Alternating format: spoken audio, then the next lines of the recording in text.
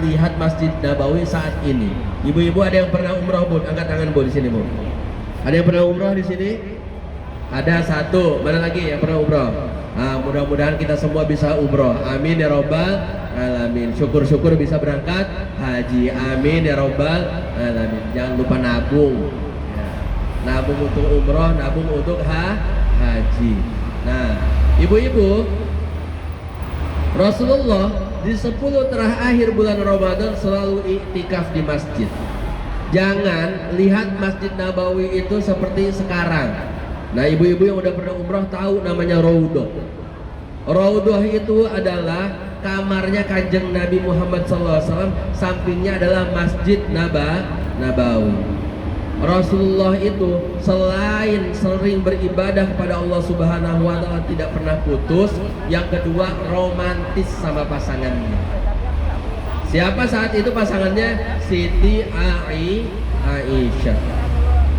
Saking pengen taatnya kepada Allah dan pengen romantisnya kepada pasangannya, Siti Aisyah lagi iktikaf. Waktu itu rambutnya Rasulullah, kepalanya Rasulullah dikeluarin ke kamarnya Aisyah, minta disisirin sama Siti Aisyah. Nah, nih ibu-ibu, kapan terakhir disisirin suami, Bu? Kapan terakhir, Bu, disisirin suami? Masa 1 tahun yang lalu. Masya Allah.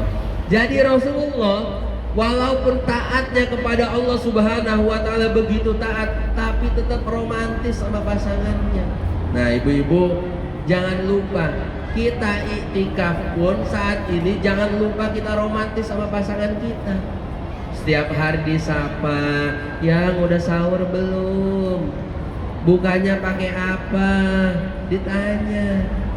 Setiap hari video call, yang sahurnya hari pertama apa? Tempe orek. Hari kedua apa? Tempe orek lagi.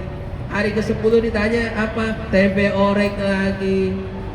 Masa sahurnya tempe orek selama 30 hari, Bu? Kayak gini. Nah, maka ibu-ibu dari Allah Subhanahu wa Ta'ala, itulah bentuk perhatian kita kepada sesama manusia.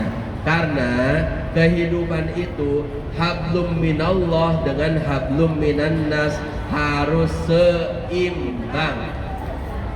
Jangan sampai ibadah kita bagus kepada Allah, tapi kita nggak peduli sama orang-orang yang kita sayangi. Maka harus seimbang. Mulai saat ini ibu-ibu nanti minta izin sama Bu Presiden. Sebelum berbuka, telepon suaminya masing-masing. Jangan telepon suami tetangga, ya. Suami masing-masing ditelepon. Iya. Apa? Kenapa, Bu? Orang butuh tetangga lebih jauh. Nah, sebelum buka puasa ditanya, Mas, bukanya pakai apa? Kok nggak beli takjil? Duitnya habis buat beli takjil. Kayak gitu, kirimin dong, cari sendiri, bilang kayak gitu.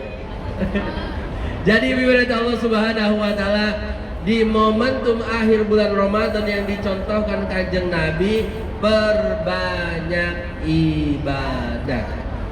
Orang yang dapat Lailatul Qadar itu syaratnya nggak harus iktikaf, tapi syaratnya adalah memperbanyak ibadah. Jadi ibu nggak usah khawatir yang tinggal di rumah majikan masing-masing. Oh, saya nggak bisa nih kayaknya dapat Lailatul Qadar karena kan saya tinggal di majikan, nggak bisa iktikaf.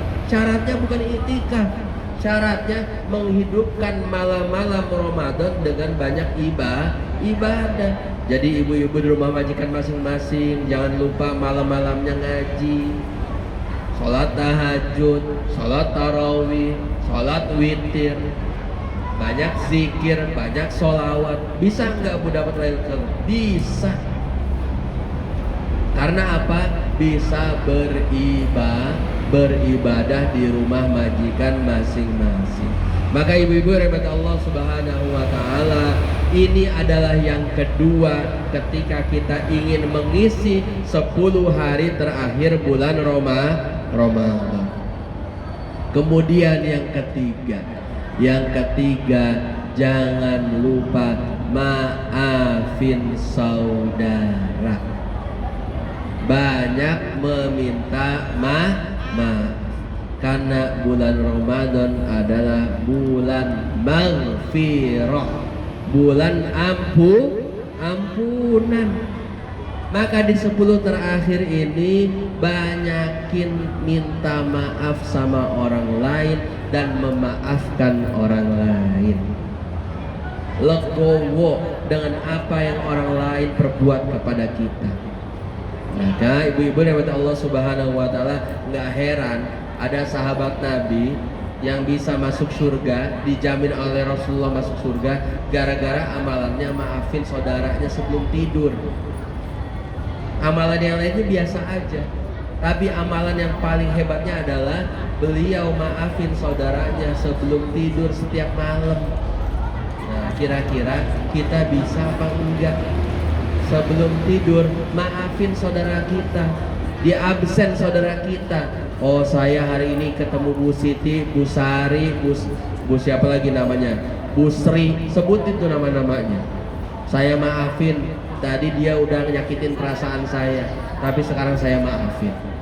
Karena kita nggak tahu, pas kita bangun kita dibangunin temen, majikan, apa langsung dibangunin sama malaikat, kita nggak ada yang tahu. Kalau ternyata yang bangunin kita adalah malaikat di dalam kubur, kita udah siap. Karena apa? Udah maafin saudara kita. Jadi yang pertama tadi apa, Bu? Mengisi akhir bulan Ramadan yang pertama tadi apa, Bu? Suaranya pelan banget, Bu. Hah? Yang pertama apa? Banyak-banyak bersedekah. Salah satunya bayar zakat. Yang kedua, tingkatin ibadah.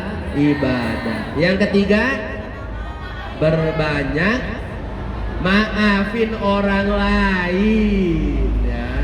Jadi ibu-ibu rahmat Allah Subhanahu wa taala, 3 hal ini yang paling utama. Karena apa? Di malam Lailatul Qadar hanya untuk umat Nabi Muhammad SAW yang umur kita ini semuanya pendek. Umur kita ini nggak ada yang panjang. Umur kita ini nggak mungkin bisa lebih dari 1000 tahun. Nah, maka dari itu, karena usia kita pendek, umur kita pendek, maka kita pelan-pelan kita persembahkan yang terbaik oleh Allah kepada Allah Subhanahu wa taala. Allah nggak butuh, Bu, ibadah kita. Allah butuh ketaatan kita kepada Allah. Maka pelan-pelan kita taat kepada Allah, apalagi di bulan Ramadan. Ngunduh, apa bahasanya, ngambil ampunannya Allah Subhanahu wa taala di bulan Ramadan, yang mungkin tahun depan kita nggak tahu ketemu atau enggak di bulan Ramadan. Maka jangan lupa, setiap bulan Ramadan kita harus punya target dalam hidup. Kita harus susun target kita di bulan Ramadan. Jangan sampai kita Ramadan tapi Ramadan kita sia-sia, nggak punya target. Dari 1 sampai 30 Ramadan kita harus punya target. Target pertama, ngajinya hatam 1 juz 1 hari. Hari kedua 2 juz, hari ketiga 3 juz. Ini yang harus punya target. Saya kalau nggak salah pernah nyampaikan di Al-Karimah Kebumen. Seingat saya ini saya kali kedua ya, Bu, ya, di Al-Karimah ya. Apa belum pernah? Kedua ya ini ya? Ya, yang kedua. Saya pernah menyampaikan, hidup manusia itu, filosofi hidup manusia itu jangan seperti air mengalir. Kalau kita hidup seperti air mengalir, itu di bawah kecomberan kita ikut kecomberan, Bu. Artinya apa? Di bawah kejahatan kita ikut kejahatan. Tapi filosofi hidup manusia itu harus seperti ikan salmon, melawan arus. Gimana caranya ikan salmon? Ibu-ibu tahu ikan salmon, Bu? Udah pernah makan, Bu? Nah, pernah lihat di Indonesia yang masih hidup, Bu? Iya, karena emang nggak hidup di Indonesia, Bu, ikan salmon kayak gitu. Nah, ikan salmon itu hidupnya ketika dia mau bertelur melawan arus, Bu. Yang tadinya ada di laut, dia harus datang ke hulu sungai. Sampai hulu sungai baru dia bertelur. Setelah bertelur baru dia mati. Artinya apa? Dia mempersembahkan yang terbaik untuk generasi setelahnya. Karena dengan mempersembahkan yang terbaik dia harus melawan arus. Sama halnya seperti ibu-ibu semua. Di sini ibu-ibu semuanya melawan arus, jauh dari anak, jauh dari suami. Benar Bu? Sedih nggak Bu? Sedih. Saya yakin 10 hari pertama ibu-ibu masuk Hong Kong itu pasti bawaannya nangis terus. Benar nggak Bu? Ingat suami, ingat anak. Sekarang aja udah kebal, ya kan? Tapi awal-awal pasti nangis. Karena pengen apa? Melawan arus. Berusaha untuk jadi yang lebih baik. Pengen utangnya lunas, amin. Pengen tabungannya banyak, pengen punya kontrakan 200 pintu, pengen punya usaha, pengen anak sukses semua, pengen bisa bangun masjid, pengen punya kuburan yang bagus, amin juga yang terakhir. Jadi ibu-ibu rahmat Allah Subhanahu wa taala, maksudnya apa? Kita harus melawan arus dalam hidup. Jangan sampai kita gampang terbawa arus. Kalau kita gampang terbawa arus, lagi-lagi tadi masalah pondasi. Pondasi kitanya berarti enggak bener, enggak baik, enggak kokoh. Maka pondasinya adalah la ilaha illallah Muhammadur Rasulullah. Kalau pondasinya itu masalah apapun yang menerpa kita, insya Allah gampang, mudah, nggak ada artinya apa-apa. Maka Bu, gerakan sholat yang pertama itu apa Bu gerakannya Bu? Apa Bu? Takbiratul ihram. Takbiratul ihram itu kita baca apa Bu? Allahu Akbar. Dalam kitab Ihya Ulumuddin itu dibahas semua gerakan sholat, maknanya dan hikmahnya. Gerakan pertama dalam sholat adalah takbiratul ihram. Maknanya apa? Maknanya ketika kita takbiratul ihram, kita bilang Allahu Akbar. Selain Allah jadi kecil. Selain Allah itu enggak penting. Tapi setan enggak berhenti sampai situ. Pas sholat justru kita banyak digoda. Lagi sholat Allahu Akbar, ingat ikan asin. Allahu Akbar, ingat rengginang lagi dijemur. Allahu Akbar, ingat jemuran. Allahu Akbar, ingat kunci motor tadi ditaruh di mana. Bener Bu, sering Bu? Sering. Karena setan nggak suka. Karena setan nggak suka ketika kita sholat, Allah puji lewat setan ngeganggu kita lagi sholat. Maka gerakan yang pertama hikmahnya adalah Allahu Akbar. Selain Allah semuanya kecil. Nah, karena selain Allah semuanya kecil, berarti ketika kita gerakan sholat yang pertama, kita yakin betul semuanya hanya Allah yang besar. Nah itulah kenapa gerakan pertama adalah takbiratul ihram dan ucapannya adalah Allahu Akbar. Karena setan tuh nggak suka ketika kita berbuat baik. Ibadah sepanjang masa itu apa Bu? Ibadah rumah tangga. Suami istri itu ibadah sepanjang masa. Coba Bu, banyak nggak Bu ibadah rumah tangga yang hancur gara-gara bisikan syaitan? Banyak.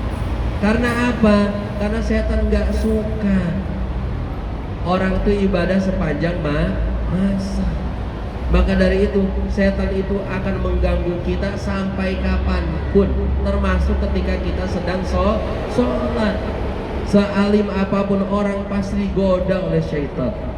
Maka dari itu ibu-ibu rahmat Allah Subhanahu wa taala, tadi kalau pondasi kita kuat, syaitan itu walaupun mengganggu kita, kita tetap teguh, tetap kuat, nggak gampang terganggu oleh bisikan syaitan. Nah, mudah-mudahan di akhir bulan Ramadan ini, di penghujung bulan Ramadan ini, kita bisa memanfaatkan betul semaksimal mungkin untuk kita mengisi bulan Ramadan dengan jauh lebih baik. Amin ya rabbal alamin. Dan mudah-mudahan tahun depan kita masih bisa bertemu bulan Ramadan. Amin ya rabbal alamin. Maka ibu-ibu rahmati Allah Subhanahu wa taala, insyaallah setelah ini ada sesi tanya jawab, Bu. Boleh, baik. Kita doa dulu apa sesi tanya jawab dulu, Bu? Oke, terserah saya. Berarti ini kalau terserah saya kita bubarinnya nanti jam 7 malam. Tapi saya habis ini ada kegiatan, mohon maaf. Jadi ibu-ibu, mungkin sebelum kita berdoa bersama, saya menyerahkan kepada ibu-ibu kalau misalkan ada pertanyaan, ada unek-unek yang mau disampaikan, fal yatafaddal kepada ibu-ibu. Monggo ibu-ibu. Boleh dibilang siapa yang mau bertanya sama Ustaz? Silakan. Bapak Pi, pertanyaannya, apa jauhnya di sini?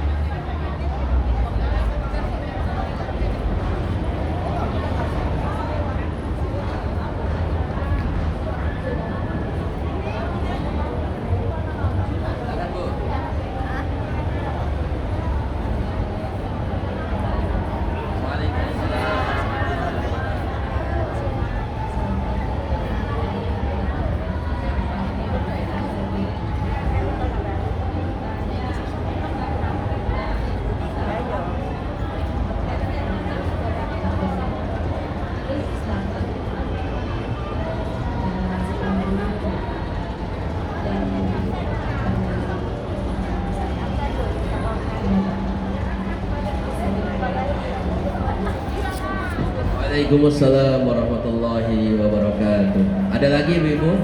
Sebelum dijawab, apa dia satu dulu dijawab? Gimana ibu MC yang baik hati dan tidak sombong?